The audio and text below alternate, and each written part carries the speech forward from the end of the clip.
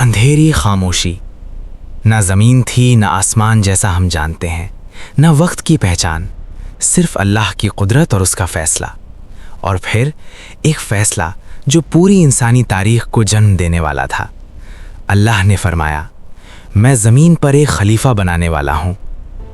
یہ صرف ایک مخلوق کی تخلیق کا اعلان نہیں تھا، یہ انسانی سفر کا آغاز تھا۔ اللہ تعالیٰ نے فرشتوں کو بتایا کہ وہ مٹی سے ایک مخلوق پیدا کرے گا، ایک ایسی ہستی جو علم رکھے گی، ارادہ رکھے گی اور ذمہ داری رکھے گی۔ فرشتوں نے ادب سے سوال کیا، یا اللہ، کیا آپ ایسی مخلوق پیدا کریں گے جو زمین پر فساد کرے گی اور خون بہائے گی؟ اللہ نے فرمایا، میں وہ جانتا ہوں جو تم نہیں جانتے۔ اور پھر اللہ نے مٹی سے آدم علیہ السلام کو پیدا کیا۔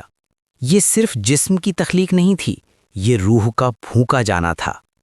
جب اللہ نے اپنی روح آدم علیہ السلام میں پھونکی تو وہ زندہ ہوئے اور انسانی زندگی کا پہلا سانس لیا گیا۔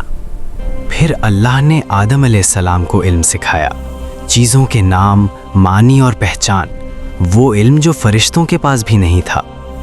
جب اللہ نے فرشتوں سے کہا کہ ان چیزوں کے نام بتاؤ، وہ کہہ نہ سکے، تب اللہ نے آدم علیہ السلام کو فرمایا کہ وہ بتائیں، اور آدم علیہ السلام نے سب بتا دیا۔ یہاں اللہ نے انسان کا مقام واضح کر دیا، علم، سمجھ اور ذمہ داری۔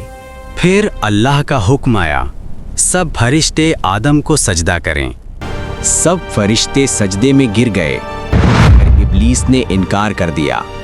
اس نے کہا، میں اس سے بہتر ہوں، مجھے آگ سے بنایا گیا ہے اور اسے مٹی سے۔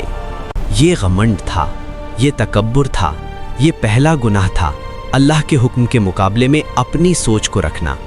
اللہ نے ابلیس کو اپنی رحمت سے نکال دیا، مگر ابلیس نے مہلت مانگی اور وعدہ کیا، میں انسان کو گمراہ کروں گا، سیدھی راہ سے بھٹکاؤں گا۔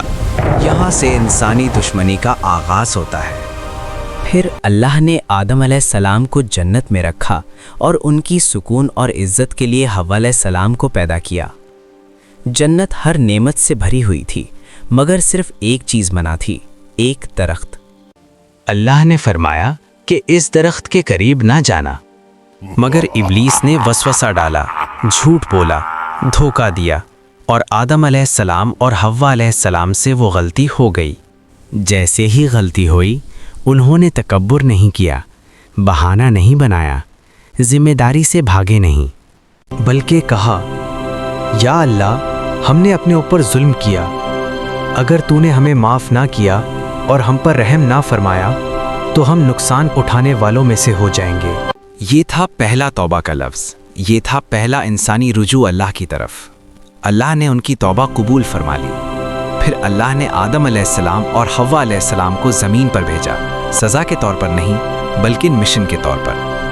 زمین ایک امتحان گاہ بن گئی، زندگی ایک ٹیسٹ بن گئی، اور انسان کو ہدایت دی گئی، کبھی غلطی ہو تو توبہ کرو، کبھی بھٹکو تو واپس لوٹ آؤ، کبھی گر جاؤ تو اللہ کو یاد کرو۔